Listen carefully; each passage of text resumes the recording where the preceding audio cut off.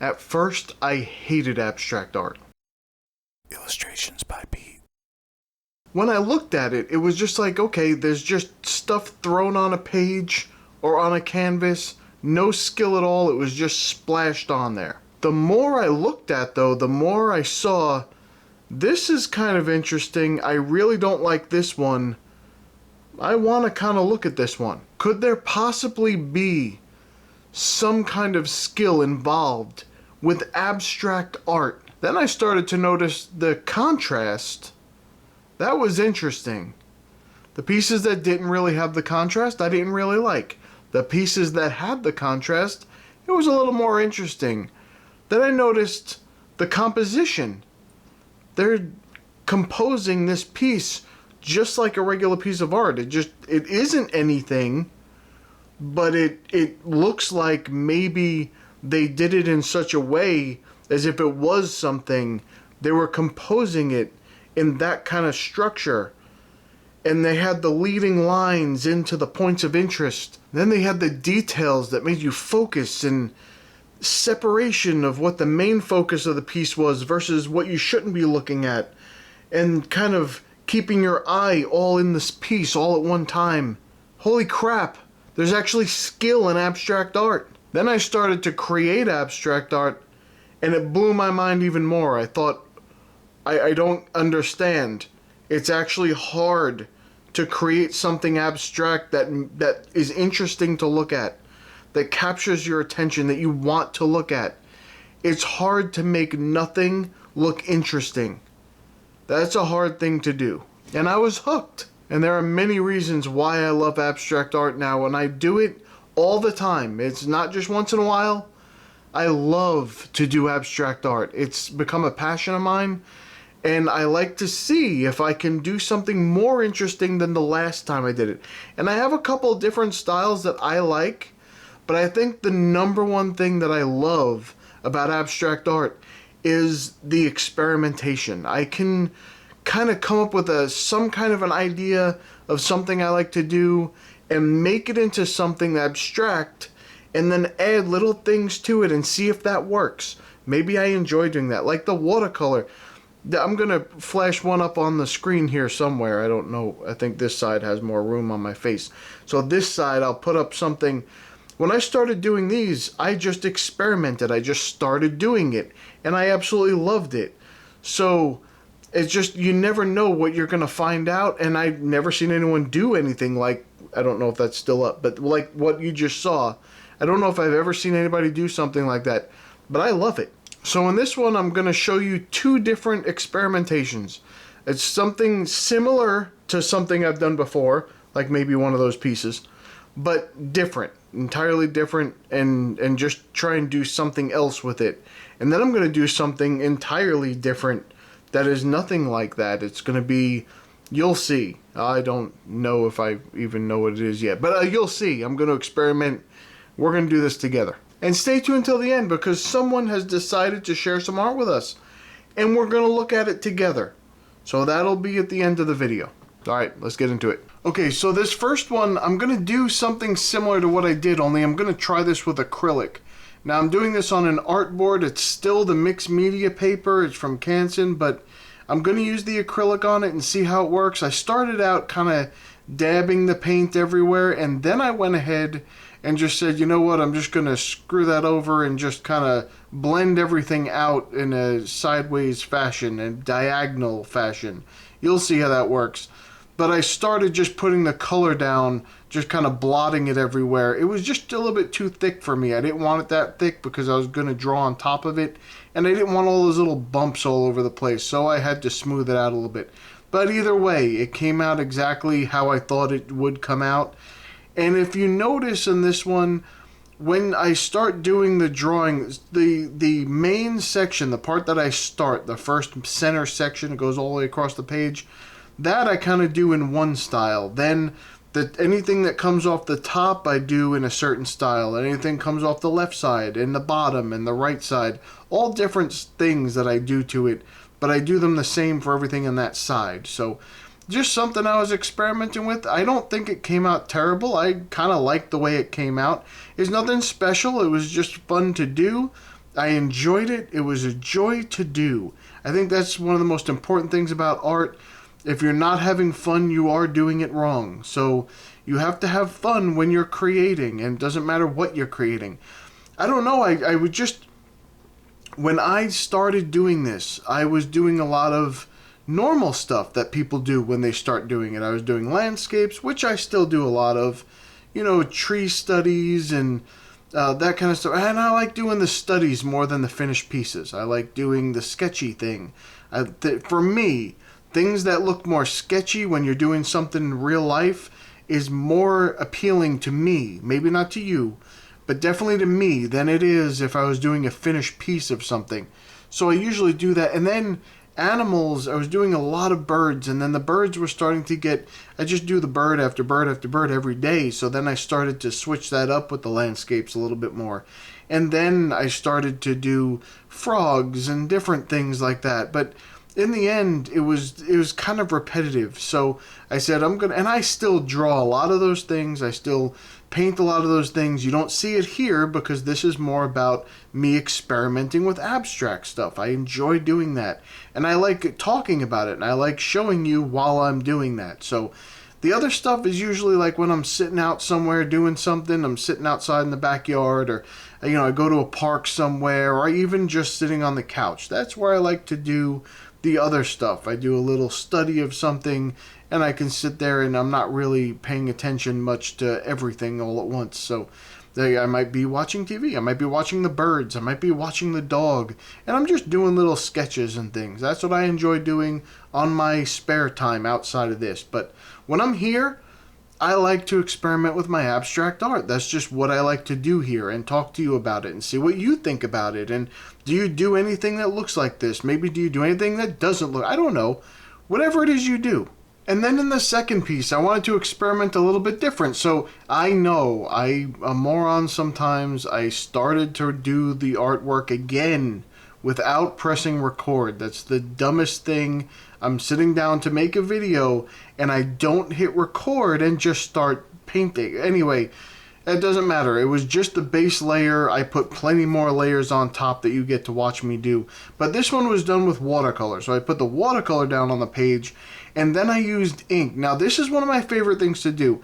I have some old paintings. I might put one or two of these up on the screen here for a second. And what I do with this stuff here, it's very interesting. I like using ink with rough watercolor paper. It just, the texture that it gives, it's very sketchy and very unfinished looking, and I like that. So I just did all of that, just a whole painting of that. On top of it, I'm using the Pentel pocket brush with ink, with regular straight ink. I think it's the Dr. P.H. Martin's Bombay India ink, the black one. Just the regular one, not the high carb, not any of that stuff. It's just the regular black ink. And I'm just putting some, you can see how I use the pen. Sometimes it's all the way on the side, sometimes it's a little bit more straight up and down, or what, but just to get a little thicker sometimes. But I like using it on that paper. I like getting that effect, that brushy effect. So that's what I did. So that's how I experimented this time, and I like how that one came out. It was a little simple. It was very easy. Anyone can do it, but I enjoyed that. So the moral of this story is experiment a little, and if at all possible, try something that you're scared to try a little bit. Just try it. Just get it done. Just start working on it and just see what happens. And in the beginning, it's always going to look like trash. So try and do a full single piece, a full one, front to back, all the way to the end, and just see if that thing is worthy of your fear. Because I would almost guarantee it's not. Anything that you do with art is not fearful at all. You shouldn't be afraid of what could come out of the paintbrush or the pencil or the pen. Just lay it out there. The worst thing that you could do, I think, is not do that, because at the very worst on the other end, you're just going to throw it away. Who cares? It's just something that you put down on paper. You don't like it, you throw it away. Don't worry about that. But I'm telling you, try something that you're scared to do, experiment a little bit, have some fun with art, and really enjoy yourself. Don't put so much pressure, okay, this is going to be a finished piece that I have to put up on a social media site. No, just do something. That don't even think about that. Just go ahead and put something up here. In my opinion, that's just a big part of developing as an artist. It's just how you're going to be able to get out some of that inner stuff that you didn't even know was there. You didn't even know that that was a style that you liked until you did it. Just like that piece I showed you earlier, that was something I've never seen done before. I don't think so, at least. I don't know. I don't remember exactly, but I know I wanted to put a watercolor background, then I wanted to put something really dark, like shadowy on the surface, and then fill it in with some white gouache or some white paint. I knew I was going to do that. I wanted to try it. It bothered me that I was going to try it because I have never done it before. I didn't know how it was going to turn out. But I didn't let it bother me enough to stop me. I wanted to experiment. And I did it as a YouTube video. Why? Because then if it doesn't work out the way that I wanted to, I can just blame you. I just had too much pressure on me. I was too busy trying to talk to you while I was doing it or something like that. And I could just blame you for it. And that makes it easier for me to just experiment with stuff and do whatever I want to do. So if it comes out good, it's all on me. If it comes out terrible, I could blame you. It's a win-win for me. That's what it is. So quickly, I wanted to, speaking of talking to you and it distracting me, I wanted to bring something up and see what you felt about it. But, I actually have a fear here on YouTube. I do. I have a fear that, it's always when you find like a place in a town that nobody else knows about, and it's a good place to maybe eat or have coffee or whatever. I don't know, whatever. You find that little place that no one else knows about. It's like your special place that you found. That's kind of like what it's like being a smaller YouTuber. Some people just like you because you're a smaller YouTuber and they can relate to you, they can talk to you, it's a little bit more personable. But then you get bigger and you become not so cool to go to anymore. So I do have that fear here on YouTube. I enjoy growing and I do want to grow, but I'm afraid that it will interfere with the relationship I have with current viewers. Because right now, there's enough of you that comment that it keeps me pretty busy, but at the same time, I can answer everybody's comments. Everybody that posts a comment, I try and answer. For the 99.9% of the time, I answer you. However, if there were like 1,000 comments, I could read them all, but there's no way I would be able to answer everybody other than just with the little heart thing or with a little like or something like that. But to actually respond to every single comment off of every single video, because it's not just the current video that I'm answering comments to.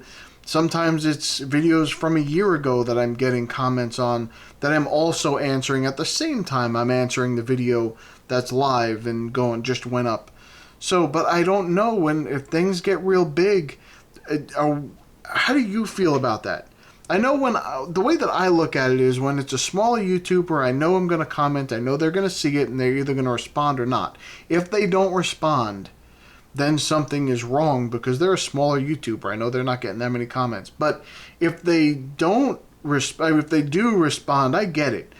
But then if they grow big, if there's a channel with like 1 million subscribers or 100,000 subscribers even, there's so many comments that get posted. I don't want to lose that personal interaction with the people. I really enjoy conversating with you on the channel. I enjoy you posting a little comment. Sometimes it's a smiley face. That's good enough for me. I enjoy that. And then I give a little smiley face back. It's wonderful. But everybody that responds and talks to me in the comments, I enjoy that conversation. I enjoy hearing from you. I enjoy the support and just knowing that you're watching and paying attention. It helps me. It makes me feel good. It's almost like a self-validation that, hey, I did something, I put something out there, and someone responded to it. Someone connected to it. That's an important thing for me. So I like that. And I would hate to not be able to do that. And I don't want to lose the conversation that I'm having with any of you, because many of you I know it's not real life. I know you, but it's like we're like pen pals, like a prison pen pal. If it, not like that, just like a pen pal from across the world or something. You don't know who they are, but you kind of, you get to know them a little bit, some of their little quirks, and I have a lot of quirks, so, but you get to know them a little bit, and they share some stories with you, and share some personal things. They get comfortable with you, and they, oh yeah, okay, well, my brother's uncle's son does this, and I that would be related to you also, unless it's not, but we're not going to get into that right now. What we're going to talking about is this.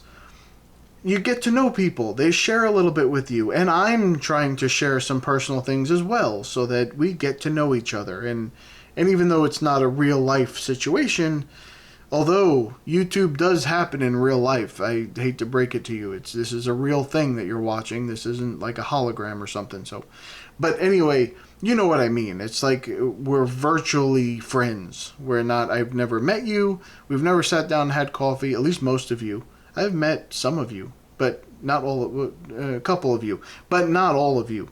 But it's just a thing. We're getting to know each other. We're friendly, and I'd hate to lose that. I don't want to lose that personal touch of the video, of getting to know you and talking with you.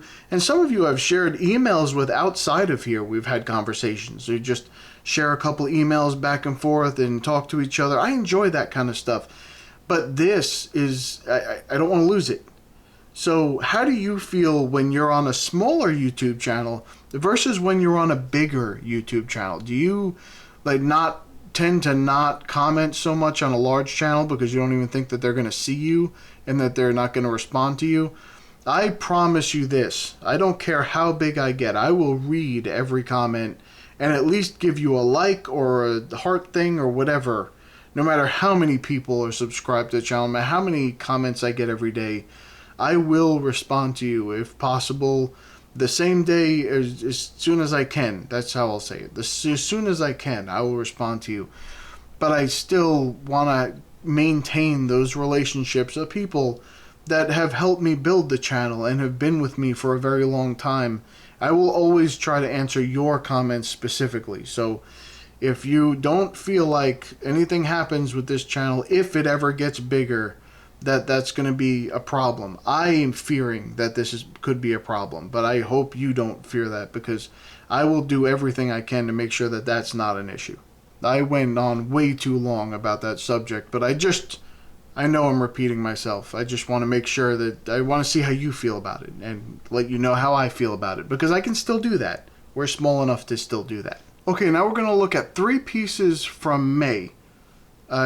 I may be pronouncing that wrong. I apologize. It may be it may be May. Either way, I feel like a moron for mispronouncing, but I mean absolutely no disrespect. I am a huge fan of her art. If you go ahead, down in the links, you'll see a link to her Instagram page. And scroll through there for a little while, because there are some very interesting pieces in there. I absolutely love them. So in this first piece, there's a couple of things that actually really interest me. And if you notice on the top, or in about a third of the way down the page on the right, the squares inside the triangles, that's very interesting to me. I think that's very interesting. Just for me, that's something that pulled my attention immediately. Also, like in the very dead center of there, with the colors, with the blue and the pink match, with mix up with the black, that section right there, it's kind of inside of a square. That I really enjoy as well. There's a lot of things in here that draw your attention, and there's a lot of detail for you to focus on if you keep looking at it, and that's something I really like about this one. Okay, and this one, kind of a bubbly snowfall neurographic with lights in the background if they were defocused. Very interesting again. The colors, I hyped up the color a little bit, because it was where it was in the picture was a little bit, there's a couple of different pictures of it. In one, the colors were really rich, and then the other colors were a little bit washed out in the other pictures. So I tried to make it look like the whole book picture like that. And the contrast is beautiful. You get the very, very darks in there. You have the white highlights. You have all the in-betweens. I think that's interesting. This third one is probably the most interesting to me. It looks similar to something that I may draw, but also I love that there's the single color that kind of pops out of it. So it's not the whole thing isn't colored, there's just little pieces of pop of color. And I like that. I also like on the bottom of the page and on the side of the page there, you can see those lines that just they kind of look like these weird growths coming off of the side of whatever that is. And I really like that. I like the texture that you put in there. There's a lot of line variation in those lines. And that leads for a lot more interest because you can almost see it you can see it folding on itself. You can see the texture there. And I really enjoyed that part of this piece probably more than anything else. So like I said, down below is a link to her Instagram page, and I love this kind of artwork, and there's a lot more there that's even more interesting. There's a few more pieces there that I'd like to talk about, but I'm running out of time here, so I'm going to get going. But this, just go there, check it out, support her.